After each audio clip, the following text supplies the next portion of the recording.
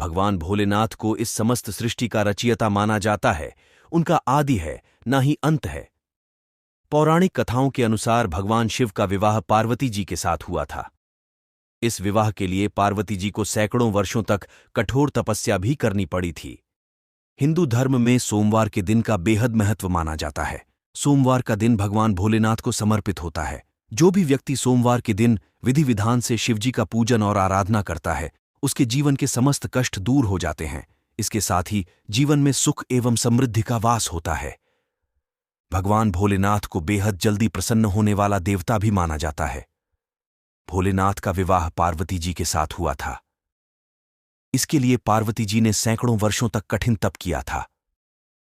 तप के बाद एक वक्त ऐसा भी आया जब पार्वती जी को भगवान शिव की परीक्षा का सामना करना पड़ा। आइए जानते हैं ये पौराणिक कथा।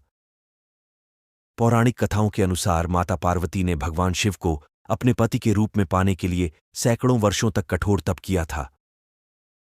उनकी तपस्या को देखकर देवताओं ने शिवजी से देवी पार्वती की मनोकामना पूरी करने की प्रार्थना की। इसके बाद भोलेनाथ ने सप्तर्षियों को पार्वती जी की परीक्षा लेने के लिए भेजा।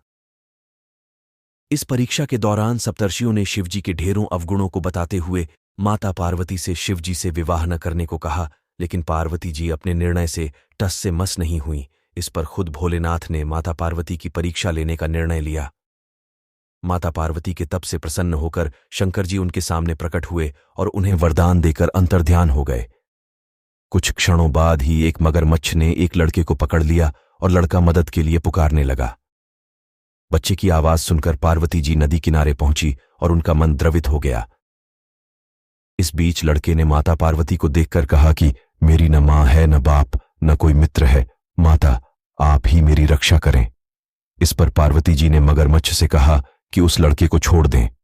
इस पर मगरमच्छ ने कहा कि दिन के छठे पहर जो मुझे मिलता है उसे आहार बनाना मेरा नियम है। पार्वती जी के विनती करने पर मगरमच्छ ने लड़के को छोड़ने के बदले में पार्वती जी के तप से प्राप्त वरदान का पुण्य फल मांग लिया। इस पर पार्वती जी तैयार हो गईं। मगरमच्छ ने बालक को छोड़ दिया और तेजस्वी बन गया। अपने तप का फल दान करने के बाद पार्वती जी ने बालक को बचा लिया और एक बार फिर भोलेनाथ को प्रसन्न करने के लिए तप करने बैठ गईं। इस पर भोलेनाथ दोबारा प्रकट हुए और पूछा कि तुम अब क्यों तप कर रही हो? मैंने तुम्हें पहले ही वरदान दे दिया है। इस पर पार्वती जी ने अपने तप का फलदान करने की बात कही। इस पर शिवजी प्रसन्न होकर बोले, मगरमच्छ और लड़के दोनों के स्वरूप में मैं ही था। मैं तुम्हारी परीक्षा ले रहा था कि तुम्हारा चित्त प्राणिमात्र में अपने सुख दुख का अनुभव करता है या नहीं।